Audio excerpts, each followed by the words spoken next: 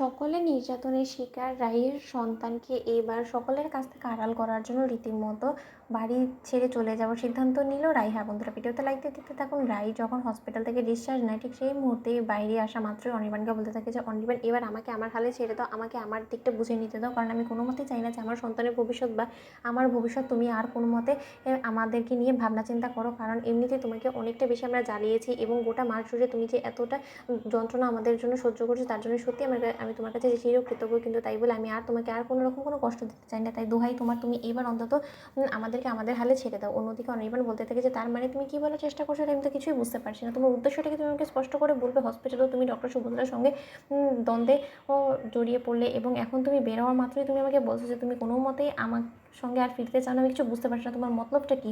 অন্যদিকে রাই বলতে থাকে যে আমার মতলব একদমই সিম্পল অনির্বাণ, আমার মনে হয় না যে আমি খুব একটা জটিলভাবে তোমাকে কোনো কিছু বোঝানোর চেষ্টা করছি। আমি রীতিমতো তোমাকে এটাই বোঝানোর চেষ্টা করছি যে আমাকে আমার ঘাড়ে ছেড়ে দাও এবং আমার সন্তানের দায়িত্ব আমার উপরে ছেড়ে দাও, কারণ তোমাদের কাছে আমার সন্তানের দায়িত্ব দিয়ে আমি বুঝতে পেরে গিয়েছি যে আমার সন্তানকে কতটা তোমরা ক্ষতির মুখে ঠেলে দিয়েছো এবং আমার সন্তানের যে কোনো সময় যে কোনো ক্ষয়ক্ষতি হয়ে যেতে পারে এবং তার দায়ভার তখন নিশ্চয়ই তোমরা নেবে না। তাই আমার সন্তানের কী হবে না হবে সেই সকল কিছু বোঝার জন্য সম্পূর্ণরূপে আমি এখন সুস্থ সবল আছি এবং আমি একাই সক্ষম আমার সন্তানের দায়িত্ব নেওয়ার জন্য। তাই আমি আর কোনো মতে তোমার সঙ্গে বাড়ি ফিরে যেতে চাই না। অন্যদিকে অনির্বাণ বলতে থাকে যে রাই, অযথা জেদ করে তুমি রীতিমতো নিজের এবং নিজের সন্তানের কতটা ক্ষতি করে ফেলেছো অলরেডি তুমি সেটা একবার ভেবে দেখেছো? তা সত্ত্বেও তুমি এখনও পর্যন্ত দমছো না। তুমি রীতিমতো তোমার সন্তান এবং তোমার শত্রু বলে ভেবে নিয়েছো আমাদেরকে। তোমার কি মনে হয় যে আমরা তোমার সন্তান এবং আমরা কারোই ভালো চাই না? সেরকমটা নয় রাই। সেই সিচুয়েশনে দাঁড়িয়ে আমার যা মাথায় এসেছে আমি সেটাই করেছি এবং এতে করে তো তোমার সন্তানের কোনো ক্ষতি হয়নি, ডক্টর সুভদ্রা তো বললো। অন্যদিকে রাই বলতে থাকে যে সন্তানটা তো আমার গর্বে আছে, তাই তোমার থেকে বেটার আমি বুঝতে পারছি যে আমার সন্তানের ঠিক কতটা ক্ষতি হয়েছে, কারণ আমার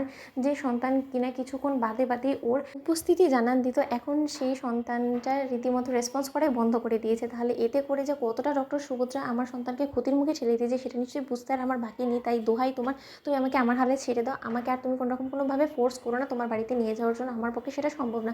অন্যদিকে অনির্বাণের মা বলতে থাকে যে অনি থাক না, ওকে ওর হারে ছেড়ে দাও না, আর কত ওকে তুমি এরকম করে আহ্লাদ দিয়ে দিয়ে মাথায় চড়াবে বলো তো? তুমি তো ওকে যথেষ্ট পরিমাণে নিজের থেকে অনেক গুণে বেশি, তুমি যতটুকু পারতে তার থেকেও বেশি ওকে ভালোবাসা স্নেহ দিয়ে তুমি আগলে রাখার চেষ্টা করছো, কিন্তু তাতেও কেউ কোনো মতে দমছে? ওর এটাই ভাবছে যে তুমি ওর পরম শত্রু হয়ে উঠেছো এখন দিনকে দিন। তাহলে ওর উপরে আর কোনো রকম কোনো অধিকার না বলে ওকে ওর হারে ছেড়ে দাও। অন্যদিকে রাই বলতে থাকে যে হ্যাঁ আন্টি, আমিও বুঝতে পেরে গিয়েছি যে অনির্বাণকে আমি কতটা ব্যতিগ্রস্ত করে তুলেছি। এই কয়েকদিনে যা যা ঘটেছে, কিছুদিন বাদে বাদে হসপিটালে ছোটাছুটি সব কিছু মিলিয়ে অনির্বাণ নিজের জীবনটাকে রীতিমতো একটা যুদ্ধে পরিণত করে ফেলেছে এবং এতে করে সবথেকে বেশি যদি কারো ক্ষতি হয়ে থাকে সেটা হলো একমাত্র অনির্বাণের। তাই আমি চাই না আর কোনো মতে অনির্বাণের কোনো রকম কোনো ক্ষতি হোক। তো বন্ধুরা, ভিডিওটি ভালো লাগলে লাইক এবং শেয়ার সাবস্ক্রাইব করতে ভুলুন না।